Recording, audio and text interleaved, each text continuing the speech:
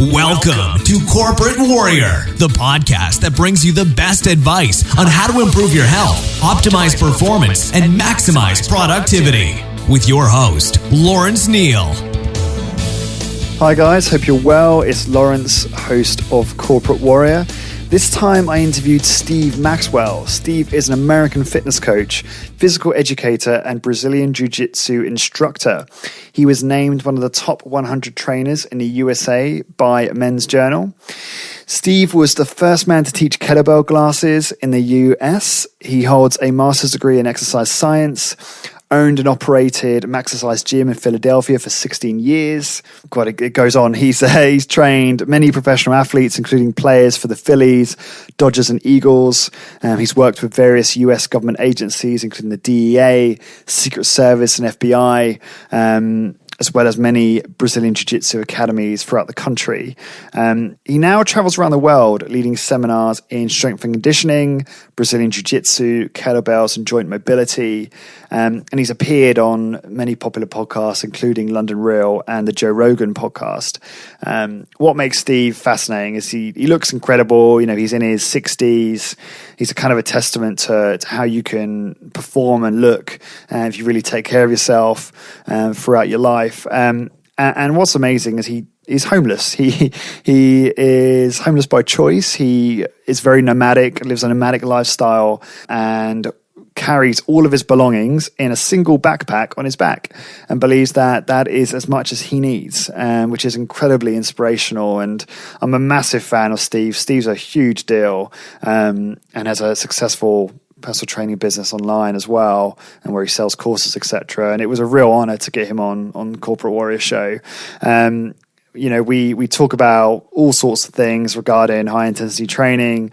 You know, Steve's got amazing stories in terms of, you know, times he had with Arthur Jones, and you know, he knows all the guys. He knows Dr. Ellington Darden and Ken Hutchins, and he's just been there. He's been around for so long that he's just got awesome experiences with these people, and he's got so much wisdom to share on the subject of high intensity training and diet and you know, other evidence-based resistance protocols. So I think, you know, you're going to get a lot out of this one in terms of how to optimize your own workouts and improve on that. Certainly will get you thinking about, if you are someone who is, I don't know, past the 40-year mark, he's got some great advice on how you can really optimize the recovery segment of your kind of lifestyle, and I learned a lot about that from him on this one. So much so that I had so many questions left over because Steve knew so much about the subject of HIIT and diet, etc., that we've got to get him on for a second time to ask him a load of unanswered questions. For all the show notes and resources for this podcast and for interviews with people like Dr. Doug McGuff, Drew Bay, Bill Day Simone, Ben Greenfield, Skylar Tanner, Luke Carlson, etc., the top, you know, high intensity training and evidence-based exercise people in the world, go to corpwarrior.com. That's CORP warrior.com. This podcast is brought to you by hituni.com, hituni.com. Gotta sound like I'm just repeating myself. Hit Uni is the best online course website for high intensity training. So if you want to become a fantastic, well-qualified personal trainer in high intensity training, or you just want to increase your knowledge on the subject and really become a pro, and therefore get the best results for you, pop on over to hituni.com, select the course that you desire, add to cart, and then add the coupon code CW10, that's CW10, to get a 10% discount. And that really helps support this show, and I'd really appreciate if you could do that. Lastly, just wanted to say thanks for all your support so far. Please continue to share this with people you know and people who you think will get a lot of value out of it. And if you've got a minute, please pop over to iTunes and just leave a review. I know it's a bit of a pain in the ass, but it really helps me out, and I'd really appreciate you doing that, because then I can really reach a wider audience. And some of the feedback I'm getting is amazing, and it really makes all of this worthwhile. I really hope you enjoy this one, and I will speak to you soon. All the best.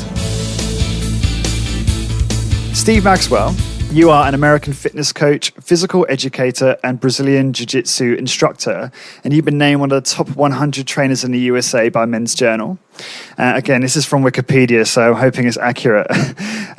You are the first man to teach kettlebells classes in the United States. You hold a master's degree in exercise science, own and operated Maxercise Gym in Philadelphia for 16 years. And you train, or I don't know if you still train, but you certainly used to train professional athletes, including players from the Phillies, Dodgers, and Eagles. Your resume is very impressive. There's a lot here. So worked with various US government agencies, including the DEA, Secret Service, and FBI, as well as many Brazilian Jiu-Jitsu academies around the world. And now you travel the world leading seminars in strength conditioning, Brazilian Jiu-Jitsu, kettlebells, and joint mobility. And you've also appeared on very popular podcasts, including London Real and Joe Rogan. Steve, welcome to Corporate Warrior. Hey, thanks, Lawrence. Appreciate you having me on there. No worries. Okay, so I just wanted to get into some questions around high-intensity training. I was reading for your website last night, and I really like it's kind of like About Me section where you talk about, there's skill-based training, which is kind of high volume, and these are the pros and these are the cons, and then you talk about the pros and cons of high-intensity training. I just thought it was really well articulated to readers. When I say to you high-intensity training, what is your definition of that discipline? Well, basically training the muscles to momentary muscular failure, generally speaking, one set, and training very brief, infrequent workouts. Mm-hmm. And it can encompass a wide variety of training protocols. There are some people that like to use the very slow movement technique, such as super slow. By the way, I was one of the first people to be certified through the Super Slow Exercise Guild back when Ken Hutchins first started. But high-intensity training could encompass many different modalities. So it's not just machine-based training done to one set to failure. There's many things that basically any really, really highly intensive, brief, and frequent type workout could qualify as being hit. Mm-hmm. Okay. And tell me, do you incorporate high-intensity training, I guess the more super slow modality, whether that be bodyweight or machines, in your current fitness regime for yourself? Well, I've come full circle in my training philosophy. I started out under the Jonesian. Arthur Jones was the inventor of the Nautilus equipment. Mm-hmm. I knew him personally. I'd been down to his ranch in Florida.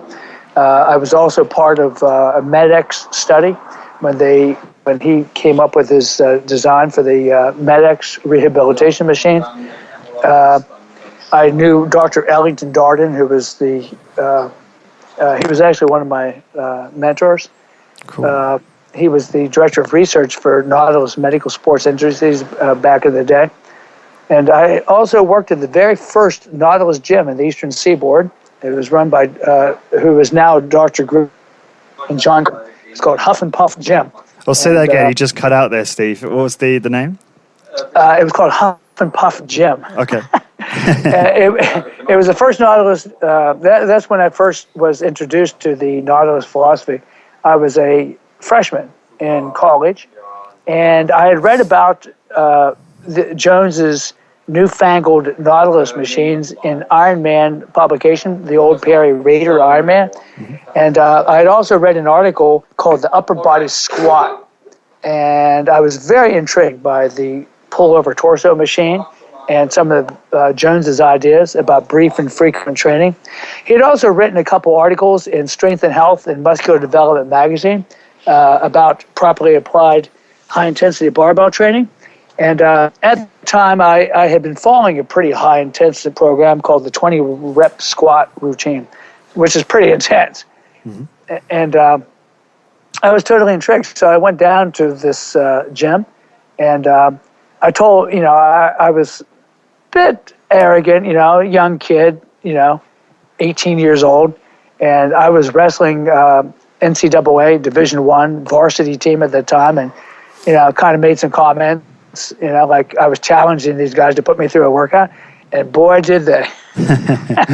They pretty much whipped my ass and left me literally in a state of just almost catatonic state. I had to sit there for almost an hour and a half before I could actually drive home. My arms were shaking so badly.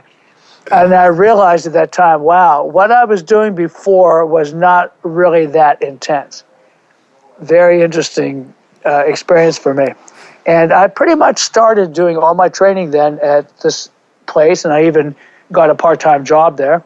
And I was in some of the best physical condition of my life, especially when tournament time came around. So that was back in 1970. Wow.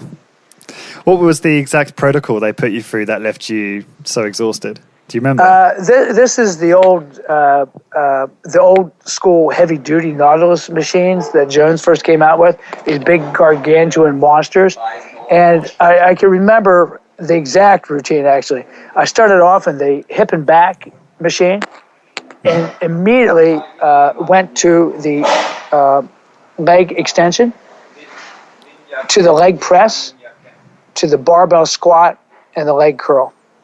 And that was just about enough to kill me right there. And then I got through the pull over torso, pull down, and the Nautilus pec machine, and chest press, and pretty much was done by the time I hit the shoulder shrug machine and the four-way neck. And that was it. Wow. About 12 exercises, and I was absolutely flat out gassed. Just incredible. This was the low rest type circuit training that was advocated at that time. And at that time, because of the cam profiles, they used a lot of speed and momentum. You basically were moving about as fast as you could. That was the early days of Nautilus. You were encouraged a fairly fast speed of movement. But because of the cam profiles, there was so much resistance at the end part of the motion that you actually needed to use that speed and a little momentum just to even get the movement arm of the machine into the fully contracted position. And it was quite arduous. Now we understand a little bit more, and once the principles of speed and momentum were understood a little bit more, everyone was encouraged to slow down. They changed the cam profiles to drop off a little bit more, so that you could get your limbs in the fully contracted position, and training changed quite a bit. But those old Nautilus machines, they were brutal, and they were effective. And anyone that thinks that the HIIT doesn't work, all you have to do is look at the 1973 Miami Dolphin NFL football team. They're the only team ever to go undefeated and win a Super Bowl, and they were trained in the same machines that I had my first workout on.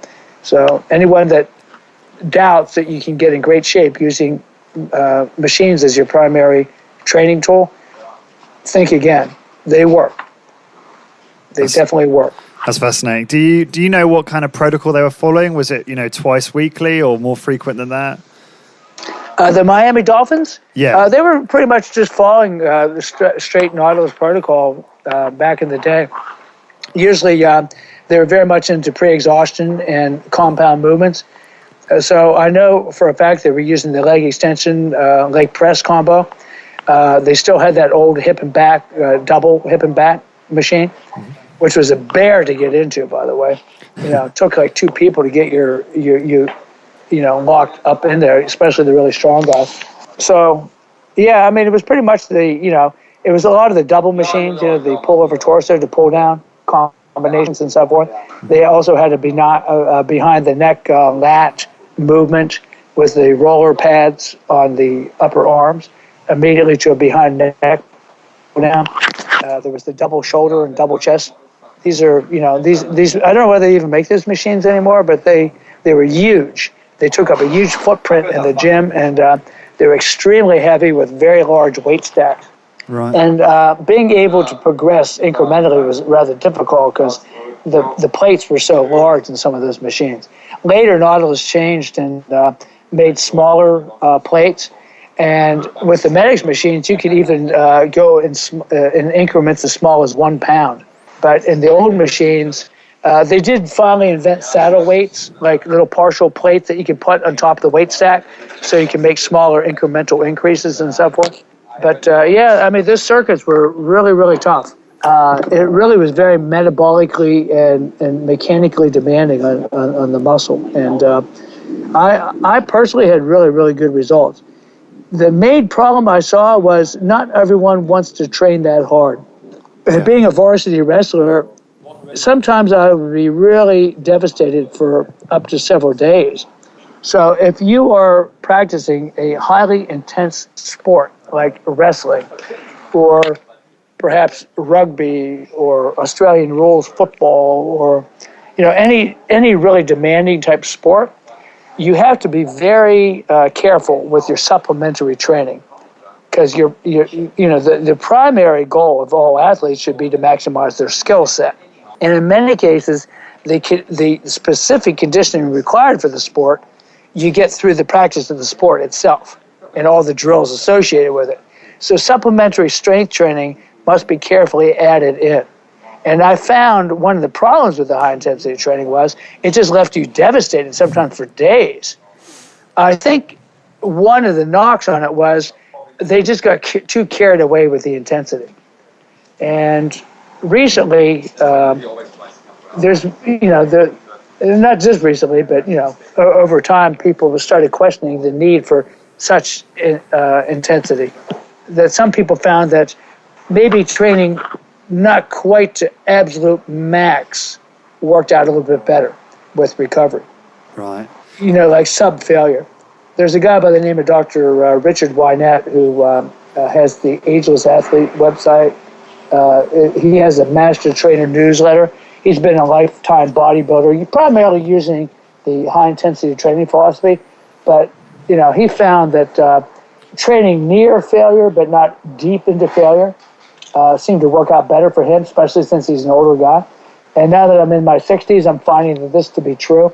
I don't need to push so deep and make such a deep inroad into as I used to still get good results. I think there is a thing of taking intensity too far. I knew the Menser twins, and I actually had a couple consultations with Mike Menser, and he would just take it to the extreme, man. I mean, he would not only train to muscular failure, but they would do, forced reps and extra negatives at the end. And I mean, they would just go to the nth degree.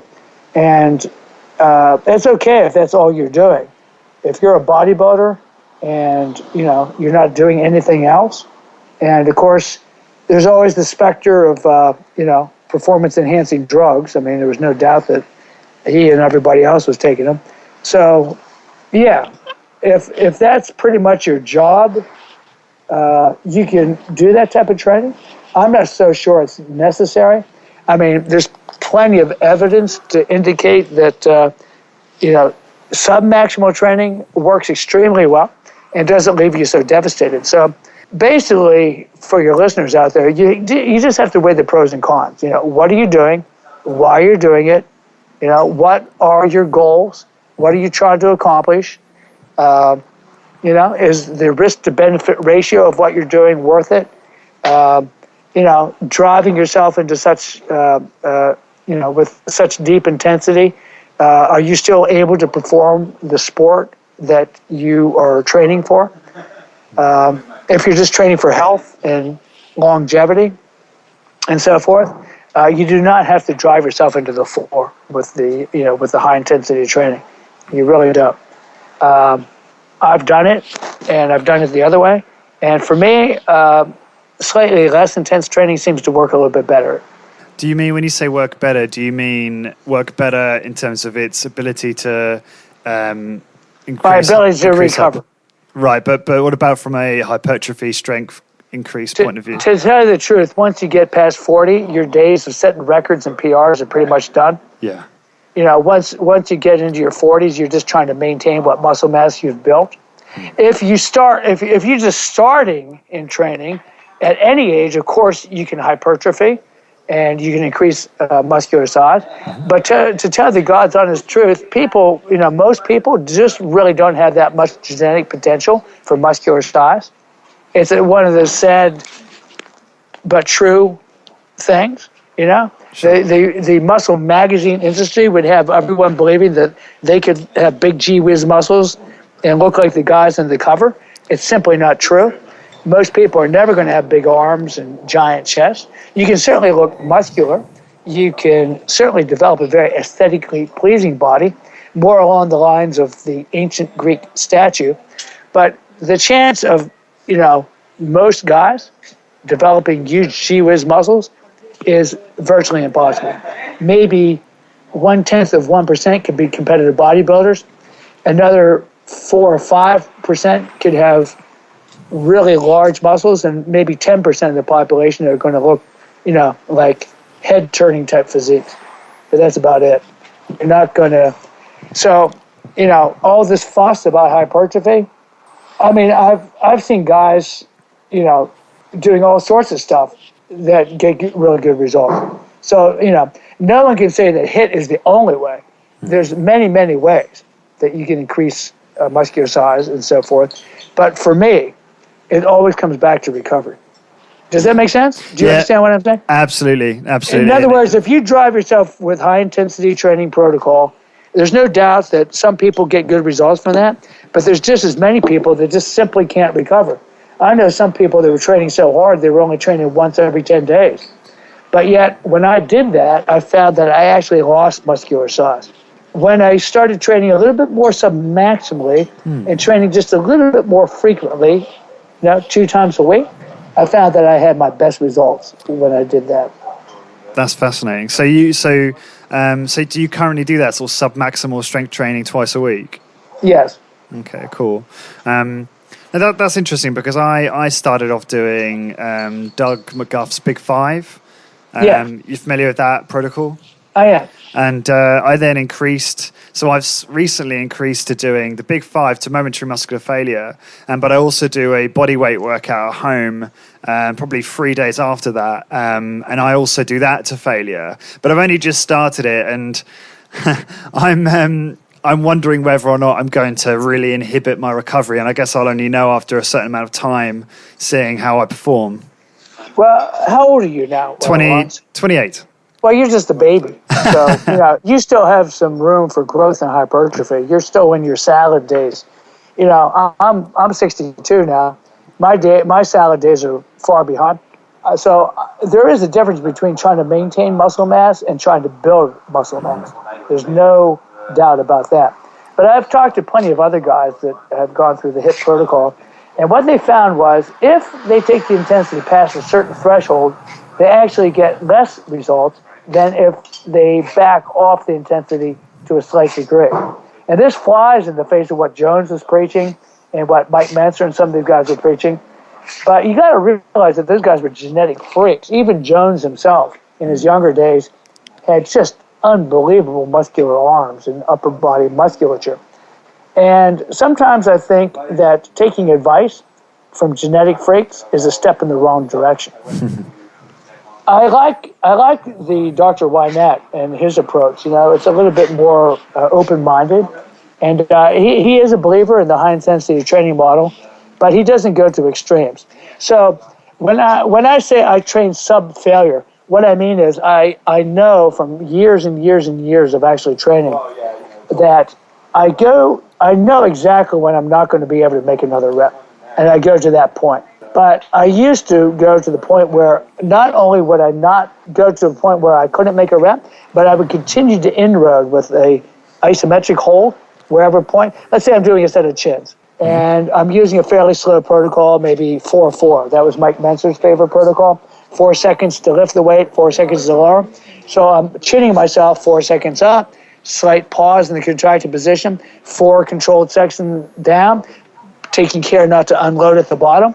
And let's say I get 5 reps, and I know that I'm not going to be able to make that 6th. I'll stop at that point. In the old days, I would not only try to get the 6th rep, but I would continue to pull isometrically whatever point in the range of motion that I failed. And that type of and sometimes I'd even get a partner or even jump to the top of the bar and do a couple negatives. I no longer do that. I don't think it's necessary. I think that in some ways it actually inhibited my recovery. And is that because your recovery is no longer what it was? Is that what you're Correct. saying? Correct. You'll find this as you get a little bit older, that you don't bounce back like you used to when you were younger. I mean, my God, when I was, wrestling in both high school and the university, I mean, we would train twice a day in wrestling practice. That's really, really intensive. And we were fine. We would go out drinking at night and wrestle twice a day and be fine. You can do that when you're in your 20s. You eat the most god-awful food. I mean, in those days, you could eat rusty nails for breakfast and you'd be fine, man. But, you quickly find that your body's ability to adapt to that type of stress starts to go down, down, down. And, of course, obviously, we probably would have been much better off not overtraining like that. It's just that when you're young, you can get away with stuff you can't when you're older. And even if you're using a sane approach and, training twice a week or so, you'll find that once you get past a certain threshold with the intensity, there's a huge point of diminishing returns. But each person has to find that out because, even though we're more alike biologically than different, there still are biological differences. People, different sensitivities to foods and so forth. So, one size all doesn't necessarily count here. People have to experiment and find out what works best. And as a man does age or a woman, you will find that your training should reflect that. And I'm very careful not to do silly stuff anymore. I did get kind of got caught up in that whole kettlebell thing for a while. And, obviously you're swinging and using a lot of momentum and so forth. I think there are some HIIT practitioners that do use some kettlebell exercises, and it could fit into the realm of HIIT. Many of the kettlebell routines are very brief and very intense. The main difference is the safety factor and the fact that you're swinging this object using momentum. So you're doing a lot of mechanical work, which lessens the metabolic demands on the muscle. Yeah. What's your current exercise regimen look like week to week? Well, I am a digital nomad. I'm basically a homeless dude that travels the world. So I don't have a home base, no house, no condo, no apartment, no car. I have no key to any lock, save one post office box in South San Francisco. And everything I own is in one bag. So I hate public gyms, by the way. I just hate them. The same. the absolute fuckery that passes for exercise. Just all this, the silly functional training, man. It's the most dysfunctional thing I've ever seen. But, don't even get me started on that one. So I train outdoors a lot, and I do like body weight training. And I'll do things like chin-ups or pull-ups, sometimes parallel grip, sometimes towel chin-ups.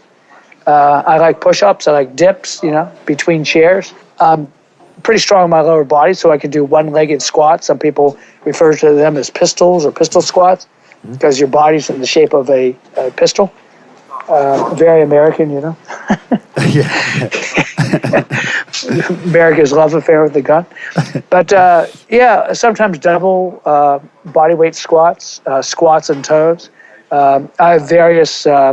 I have this exercise. Are you familiar with the bird dog exercise? I'm not, no. It's cross-crawl movement patterning where you're on your hands and knees and you lift opposite leg, opposite arm, and hold. Right, yeah, I know the one you mean. Okay? Yeah. Well, it's pretty easy exercise. Try doing it with your knee 2 inches off the ground or 6 centimeters off the ground. Woohoo! That changes the whole dynamic of that exercise. But, I'll do primarily body weight exercises, various push-ups, dips, chinny movements, and so forth. Single leg calf raises, various squats, and so forth. And I find that if you use a slow movement speed and you don't lock the limbs and you linger in the mid-range where the muscle is weakest, you can get quite an excellent exercise just using your body weight. And there's another technique. It's very hard to teach. It's called antagonistic co-contraction, where you are literally pitting one muscle against the other.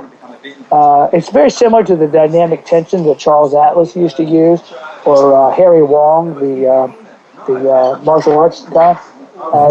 It was used in martial arts, various martial arts, where you're just creating tremendous tension in your muscles by pitting the antagonistic muscle against the prime mover. And you can create a tremendous amount of resistance just using your body weight, using that. It takes a lot of practice to turn on that type of tension.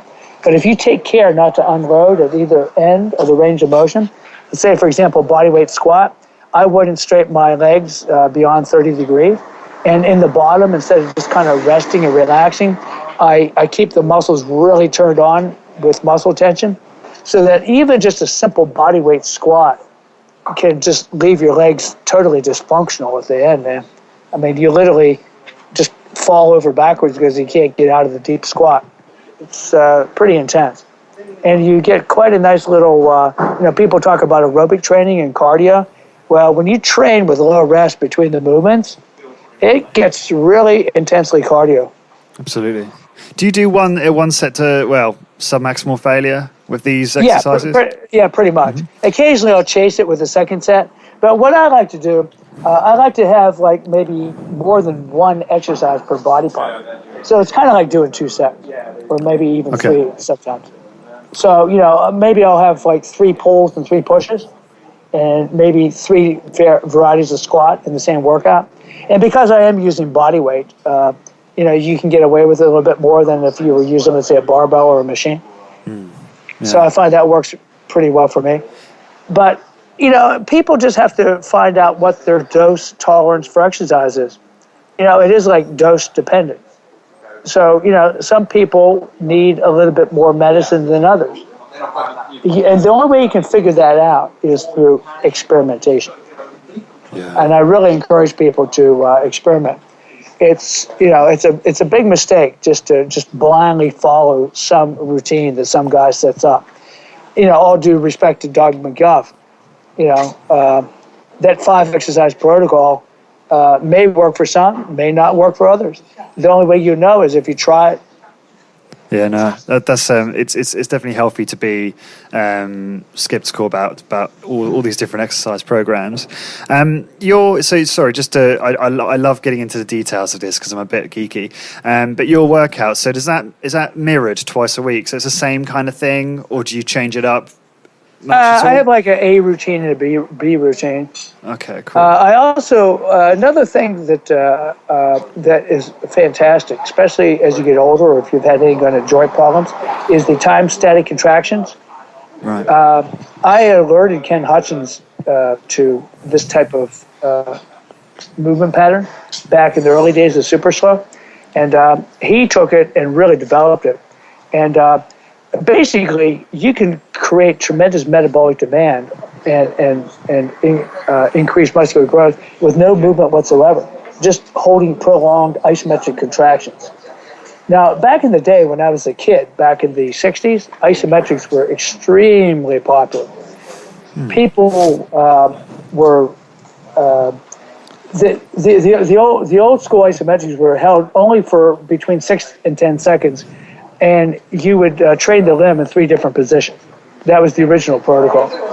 What Ken did was he was taking people that were easily injured, or people with all sorts of disabilities, or maybe people that had some type of joint ailment where they couldn't go through full range of motion. Mm-hmm. And he was putting them in the mid-range, usually where the muscle's the weakest, and having them hold isometric contraction up to 90 seconds. Right. That's a long time. Yeah. I mean, and it's not easy. It's very intense. But what I find with isometrics is you recover a little bit faster, and it really does increase your strength. You can feel it. I mean, really, truly, like when I was using the isometric protocol, my training partners on the mat would say, "Man, what have you been doing? You feel really strong." Well, can you elaborate on the type of exercises, the isometric exercises? Okay, let's take a real simple one that your listeners. I usually use a suspension device. I actually made my own out of rope. Like you've seen the TRX. Yeah. Some of these things, or the Lifeline Jungle Gym. Sure. Good, really good piece of equipment if you know how to use it. I would say 90% of the stuff they use in TRX is complete bullshit, but the actual device can be useful, and it's especially good for isometrics. So I made one out of climbing cord and rope tensioners, so I can adjust the handles I made out of PVC to any length. And I stand in the middle of the device, standing on the rope, with the handles just about in my hands, with my arms bent at 90 degrees, like the mid-range of a curl, right? And the way the protocol works is you ease, imagine now you're standing with two handles, arms bent 90 degrees. You ease into the contraction over 5 seconds so you don't pull something.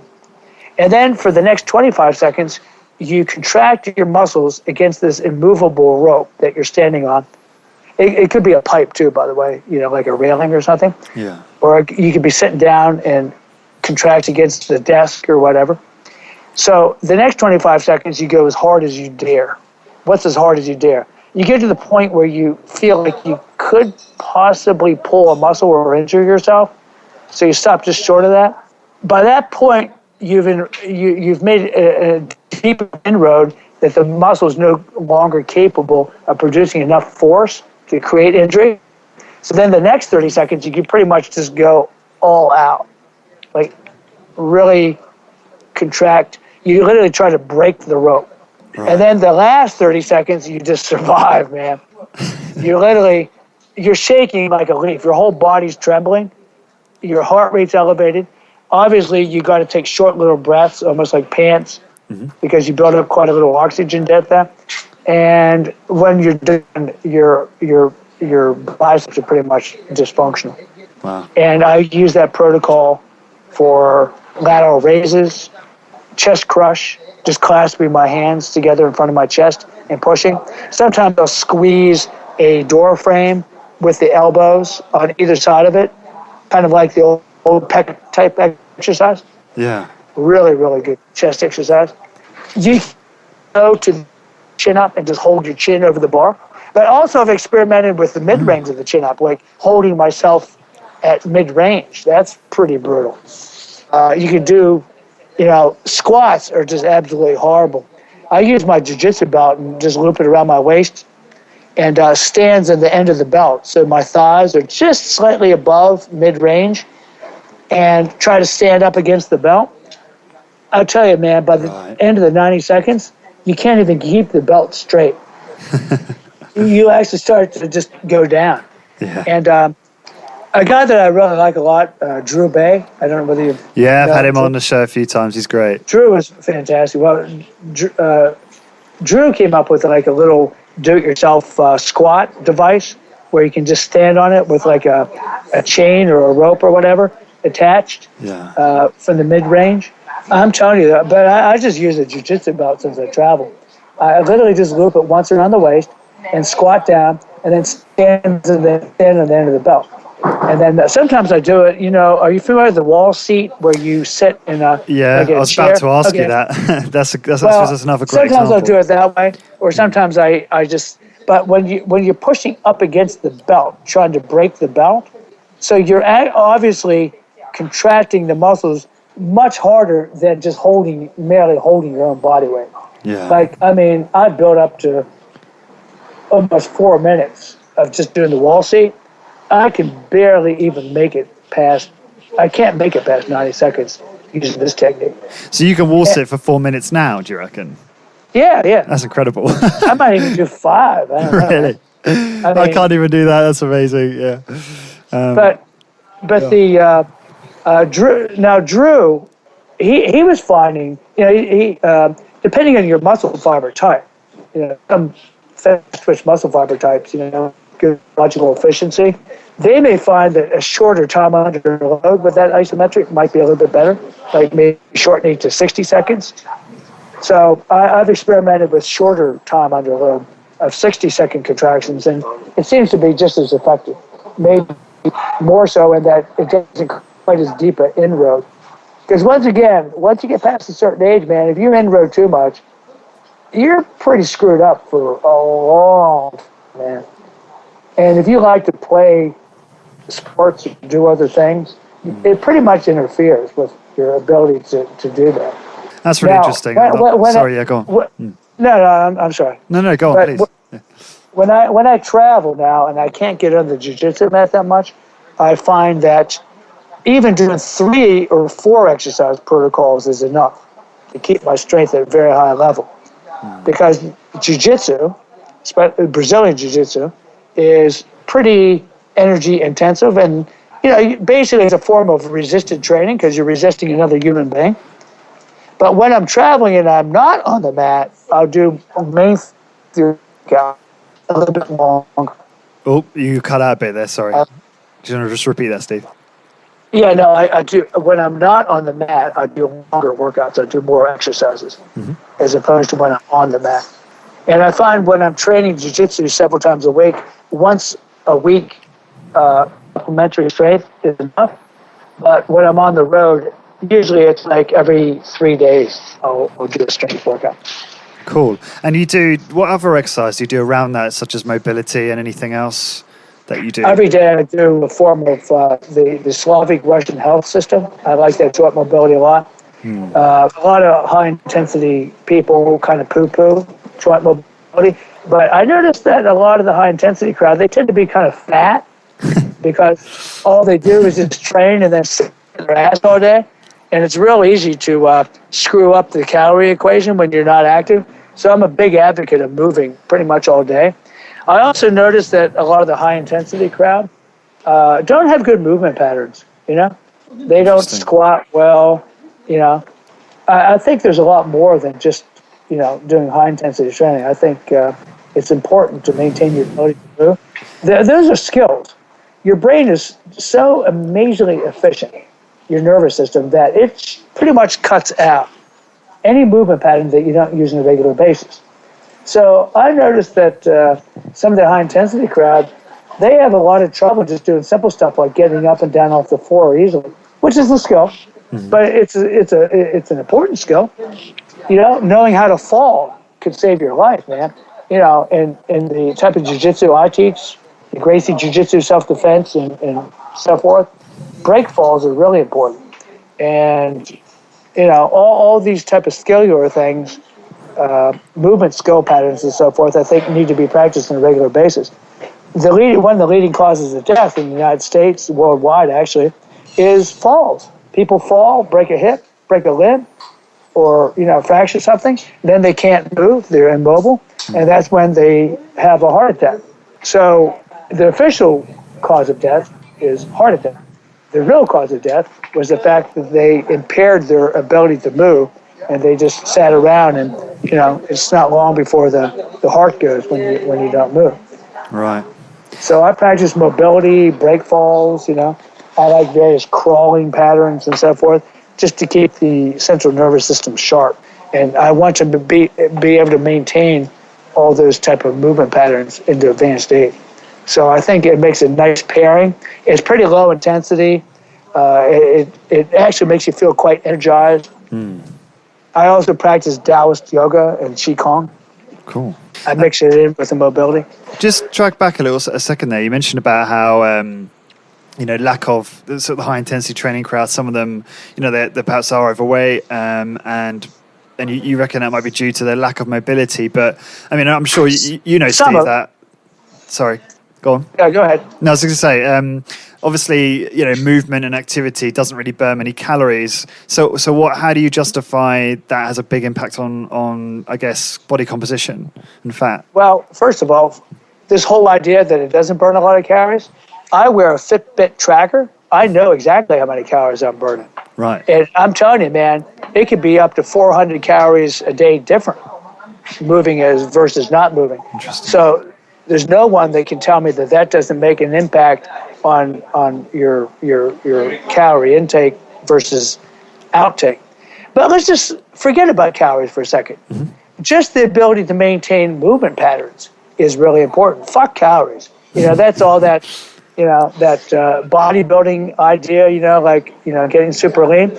There's no doubt you can get super lean just laying in bed all day, if you just don't eat. But you wouldn't be able to move very well at all. See, I understand the implications of, let's say, a lot of the high intensity crowd are anti-aerobics and running and stuff like that. But I want to be able to run. I want to be able to run for a bus or a train.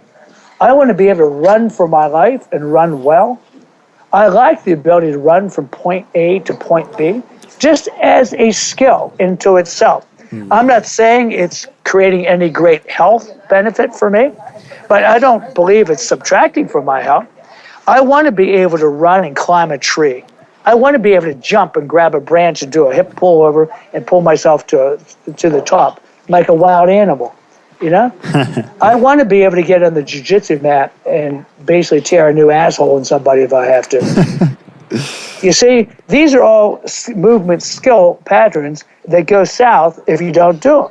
And so just doing my high-intensity training and sitting smugly on a chair, you know, feeling so superior, that's not what I'm about. Because if you train your 15 to 20-minute workout, and that's all you do, and the rest of the time you sitting slouched over your laptop or watching TV or sitting at your desk or whatever, you know, what do you think your body's going to adapt to? The 20-minute workout or pretty much the 23 and a half hours of pretty much sitting or laying down, you know? Yeah. Your body's going to pretty much adapt to just being good at sitting. And you're going to develop bad posture, and you're going to lose the ability to move because you don't move. So there's got to be a happy medium. You know, I know the super slow crowd and so forth, they really poo-poo walking, and they poo-poo any kind of running. And, you know, it was mostly because Ken hated running when he was in the military. But, you know, for the most part, it can be done healthily, safely, enjoyably, you know? Yeah. I do realize that as soon as you make it into a competition, it starts to have a deleterious effect. And I did read a recent study where competitive runners actually have shorter lifespans than sedentary people. I do get that. But the skill of being able to do it, like today, for example, you know, or yesterday, rather, I'm sorry. I had a really run for about maybe 5 kilometers, and it felt really good. I ran with my girlfriend. You know, and when it got really hard going up hills, we would slow the pace to a crawl. I wasn't trying to set any Olympic record. You know, my heart rate was elevated. It had a nice little sweat. Ended up burning about 300 calories, you know. Then we went down and I jumped in the water and I swam. And the nice cold water in the Aegean Sea at this time of year. I'm the island of Icaria, by the way, in Greece, just off the coast of Turkey. That swim felt fantastic. These are all natural things that our ancestors have been doing since time immemorial. These are movement patterns that I enjoy. I understand it's recreation. I'm not doing it as a replacement for my strength workout. And obviously, my strength workout makes these things easier. But I am saying, and I advocate to people that, you know, don't just do your high-intensity training and be a slug the rest of the day. Get up and do stuff. Find some movement patterns that you enjoy. Yeah. And that, you know, to me, it felt great. So I never did understand the rancor with which a lot of the high-intensity people look at this type of stuff. I mean, to me, it's all part of being a human being. Yeah. Our ability to locomote and our ability to do these skills. You know, there was a guy by the name of Georges Hébert at the turn of the century.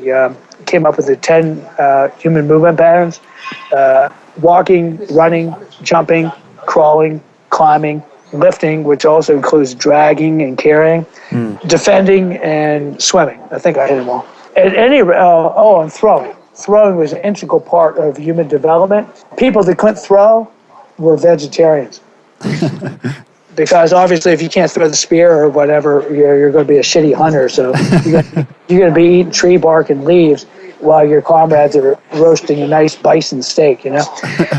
So, these movement patterns are integral to our evolution as human beings. So I think it's a shame just to let that stuff go south. I agree. I absolutely agree with what you're saying. It's almost like if they've gone too far the other way. Yeah. You know, I think some of these super slow people became so fed up with the fitness industry that they became contrarians just for the sake of being a contrarian. Yeah. And I don't think there's any reason why you can't include all these things within the umbrella of high-intensity training. Yeah. Use the high-intensity training to make your muscles really strong and efficient, and then do these other things that you enjoy. And there are health-promoting benefits to swimming and walking and running and so forth. It's just when they're done in excess or they're done to the exclusion of the strength training, okay, I do understand where I have a problem with that also. It's a comprehensive program, you know? Yeah.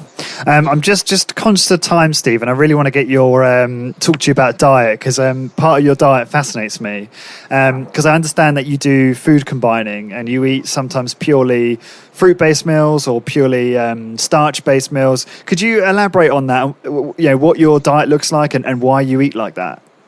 Food combining isn't anything new. The yogis talked about it 4,000 years ago. The problem with most modern people is our food supply is too plentiful. In ancient times, you didn't really have to worry too much, you know? Food was hard to come by, and that's, you know, human beings developed the ability to lay down a very rapid layer of body fat because, hey, man, there might be some lean times. Maybe, Exactly. Yeah. So, you know, that was all part of our survival. But now it works against us, obviously, in supermarkets with rows and rows and rows of sugar-laden breakfast cereals, for example.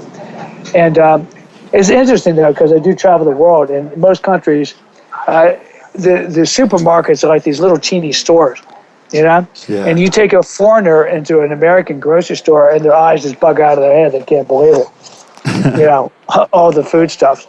And, you know, I don't even want to get started about how, you know, the big food industry, the fast food and food industry in general has denatured the food. I think it was Jack LaLanne that said that man is the only animal that ruins his food before he eats it. But getting back to food combining, most people, they don't know what true biological hunger is. They've never really truly been hungry a day in their life. Unless you fasted for a prolonged period of time, you don't know what true hunger is. Most people eat out of habit. It's referred to habit hunger. And when they do eat, they overcrowd their plate. It's called crowded nutrition. They try to put everything on the plate. And this really creates a tremendous burden on digestion.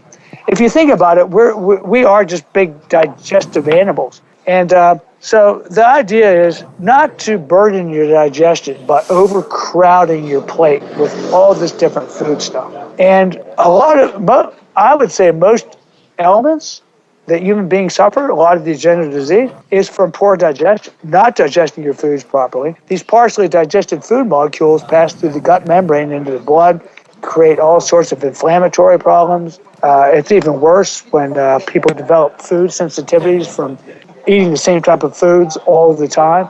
So there's been many people that have discovered that by separating your foods into basic categories, fruits, starches, vegetables, proteins, and taking great care not to mix these foods together in one meal. And you can prove it yourself. Your digestion will be fantastic when you eat this way. And you will feel more energetic, you will sleep better. Basically, you can tell if your digestion is good if you have no skin problems, you know, you don't have acne or pimples or anything like that. If you don't get colds, you know, that's abnormal. They'll always be getting colds. A lot of times that's just from overcrowded and nutrition and overeating in general. You get the vicarious eliminations of toxins through the mucous membranes of the skin. If you have big stinky poos in the morning, if your bowel movements are really nasty smelling, if you have gas, that indicates that you have poor digestion, especially, well, it usually means putrefaction or fermentation of food in the gut. You're just not digesting well at all. If you're not having bowel movements a couple times a day, your diet's probably just not working for you, man. I mean, you shouldn't be getting sick. Your immune system should be really strong. A weakened immune system is almost always is caused by poor digestion. inflammation, also related to digestion. So children actually treated people through diet and fasting, and he was a real advocate of making very simple meals. So a typical Steve Maxwell day might be a fruit-based meal, occasionally with some nuts. Is that during breakfast time, or when would that be? Yeah, well, I switch it. Like last night, my supper was six cooked apples. I stewed the apples and mixed with some walnuts and figs. That was dinner. And man, I slept like a baby. The digestion was so good. I woke up feeling really energetic this morning. Joints felt really loose. So I have a fruit-based meal, a protein-based meal. It could be anything. Like the other day, I had wild goat. The goats live here in the island, and they took and they harvested a goat, and I had leg of goat, like a goat shank.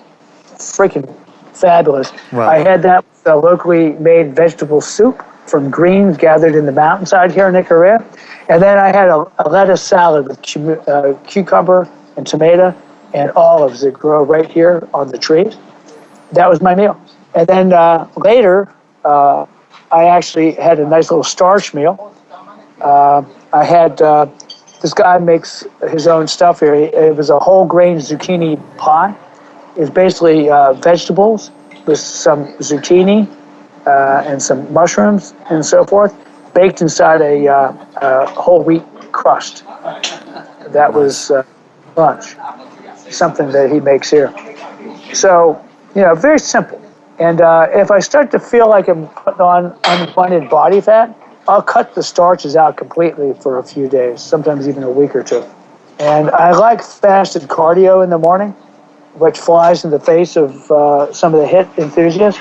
It has been proven to work. I can't tell you how many. Check out Martin Birkin's site, Intermittent Fasting. He's a Swedish bodybuilder and strength athlete. Deadlifts over 600 pounds. Wow. Incredibly ripped specimen. Lyle McDonald is another source. I find that by putting my first meal off to later in the day and then just doing low-level movement activities like walking or whatever, it really helps me lean out pretty quick. Yeah. So, I'm an avid calorie counter. Calories in versus calorie out, and I simplify my meals so I get really, really good digestion. Okay, sorry, just to clarify, you count your calories or you don't? I do. You do, yeah.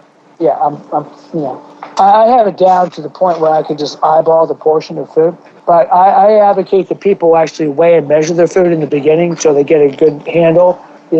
What do you aim for personally in terms of how many calories do you try and consume per day? Or? Between 2,500 and 3,000, depending on my level of activity. Oh, wow, it's quite a lot. Well, I'm a pretty active dude. I move around. The minimum amount of steps I get is 10,000. Wow. But sometimes I'll get 16, 20,000 steps a day. That's a lot. That's, like 10 to 12 miles of walking. Steve, I've got to cut this a bit short, unfortunately, but there's a few things I really want to just ask you quickly. And then maybe in the future, if you've got some availability, we could do a part 2 because there's so much I haven't asked you that I'd really love to. In terms of, I'm going to put all your contact details, the website, everything like that on the blog post on the website so people can find out about you. Awesome. And your, no problem, and your products and services. But if you had to give the listeners 3 top health and fitness tips for them, what would those be? Don't overeat. Eat really, really light. Move your body every single day, and practice the art of gratitude, because your body is a reflection of your inner mind. So you cannot change and get something better until you are grateful for what you already have. Yeah. That's amazing advice. Short and sweet. And also just want to say, Steve, when I listened to your interview on London Real, you said something which really inspired me. You said about how fear isn't real, fear is a lie, fear is a fraud. And you said about, how everyone should be pursuing what they love and what they're passionate about and making a living out of that and not worrying about the money. And that was so profound to me. And I just want to thank you for that, because that had a real impact on me. Well, I've had some great mentors and teachers myself, so that's something that, it was taught to me. Yeah, that's great advice. Steve, look, I'll be in touch, obviously, on email, because I'd love to do a part 2, if that's okay. Absolutely. I've really enjoyed this and learned so much, and there's so many questions I haven't asked you, but enjoy your time in Greece. Have a great day. All the best. Hey, well, thanks for having me on the show, Lawrence. No I'll worries. talk to you again soon. Take care, Bye now. Steve. Bye. Cheers.